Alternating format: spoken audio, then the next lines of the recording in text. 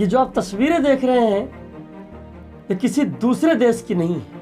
ये तस्वीर श्रीलंका की नहीं है, ये तस्वीर बांग्लादेश की नहीं है, ये तस्वीर अमेरिका की नहीं है, ये तस्वीर नाइजीरिया की नहीं है, ये तस्वीर पाकिस्तान की नहीं है।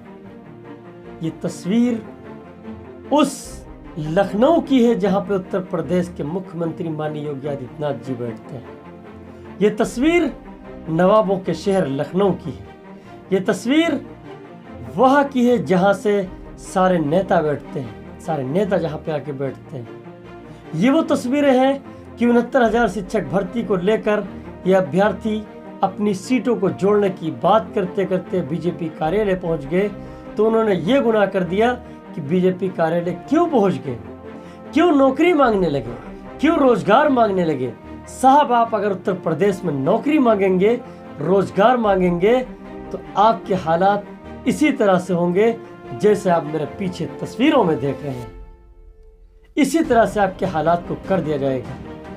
पुलिस जिस तरह से तानाशाही दिखा रही है, क्या इस तरह से पुलिस को अपना व्यवहार करना चाहिए? साहब, ये भी देश के नागरिक हैं, ये भी अपनी रोजी रोटी के लिए और अपनी नौकरी के लिए, अपने हक के लिए धरना प्रदर्शन कर रहे हैं, अपने हक और इंसाफ की बात कर रहे हैं। अगर कोई उत्तर प्रदेश में हक और इंसाफ की बात करेगा तो आप उसको इस तरह से तानाशाही दिखाएंगे, आप उसको इस तरह से घसीटेंगे। क्या यही है महिला सशक्तिकरण? क्या यही है महिलाओं का सम्मान? क्या यही है महिलाओं का और नारियों का सम्मान? क्या यही होगा नारियों के साथ में? किस तरह से आप घसीट रहे हैं, किस तरह से आप जबरदस्ती पकड़ पकड़ कर नोच रहे हैं, इधर उधर कर रहे हैं। क्या है? किस युग में जी रहे हैं हम, किस सदी में जी रहे हैं हम? क्या उत्तर प्रदेश में रोजगार मांगना, नौकरी मांगना, शिक्षा मांगना अपराध है? काफी सवालात हैं। दोस्तों, आप सभी का स्वागत है इन टुडे पर। मैं हूं आपके साथ मोहम्मद खालिद खान। आज हम आपसे बात करेंगे कि जिस तरह से उत्तर प्रदेश के अंदर बेरोजगारी दिन ब दिन बढ़ती जा रही है, नौकरियों के लिए लगातार धरना प्रदर्शन जारी है। ताज़ा मामला लखनऊ का है। इस बात को लेकर काफ़ी नेताओं ने अपनी अपनी आईडी से पोस्ट किया है। हमारे पीछे जो वीडियो चल रही है आप देख रहे हैं कि किस तरह से खींचातानी चल रही है। ये जो तस्वीर है ये उत्तर प्रदेश की ही है और उत्तर प्रदेश की राजधानी लखनऊ की है कि 69,000 शिक्षक भर्ती को लेकर कुछ बच्चे जो लगातार प्रदर्शन कर रहे हैं, कुछ अभ्यर्थी इसके अंदर हैं, महिलाएं हैं जो लगातार प्रोटेस्ट कर रही हैं और नौकरी की मांग कर रही हैं कि हमारी भी नौकरी 69,000 शिक्षक भर्ती में जोड़ी जाए। लेकिन अभी तक सरकार ने उसके ऊपर कोई सुनवाई नहीं की। क्या धरना प्रदर्शन करना जुर्म है? क्या धरना प्रदर्शन करना कोई बड़ा गुनाह है? क्या अपनी मांग करना या अपनी मांग को रखना सरकार के सामने ये अपराध है? मैं इसलिए कह रहा हूं कि जिस तरह से मैं फिर कह रहा हूं, आप पीछे देख सकते हैं कि जिस तरह से पुलिस प्रशासन खींचातानी कर रही है और उन महिलाओं के साथ एक तरीके से महिलाओं को घसीट रही है। आप खुद देख सकते हैं, तस्वीरें बयां करती हैं उस दर्द को, तस्वीरें बयां करती हैं उस परेशानियों को, तस्वीरें बयां करती हैं कि नौकरी किस तरह से मिलती है।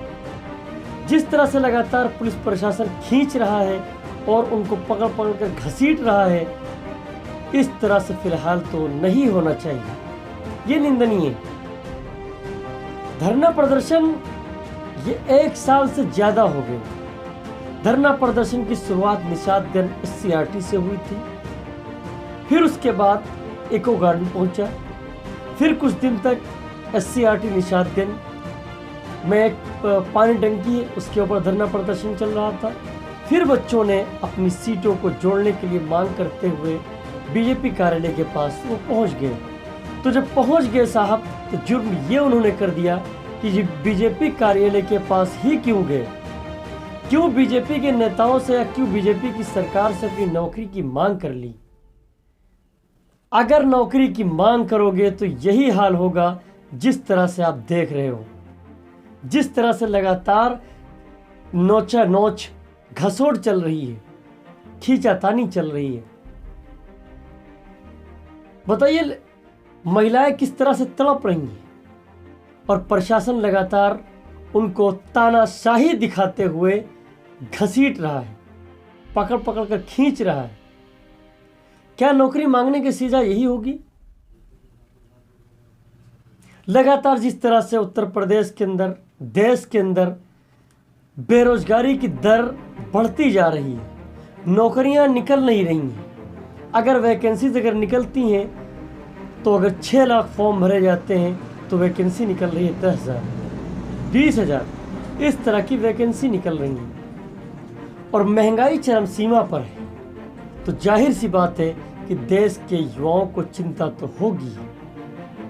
इसी कड़ी में एक चीज़ आपको और बता दें कि आज तक एजेंडे पर अंजुम कश्यप के साथ एक शो चल रहा था, तो कई स्टूडेंट ने, कई विद्यार्थियों ने और कई लोगों ने बीजेपी सरकार से सवाल किया, उनके प्रवक्ता से, कि साहब बेरोजगारी पर बुलडोजर कब चलेगा, साहब लाइट के ऊपर बुलडोजर कब चलेगा, साहब नौकरी नहीं मिलती कब मिलेगी, साहब जिसकी देखो लिंचिंग हो जाती है ये कब खत्म होगा, अमन शांति कब मिलेगी, हमें नौकरी कब मिलेगी, रोजगार कब मिलेगा। इस तरह के बच्चे लगातार सवाल कर रहे थे।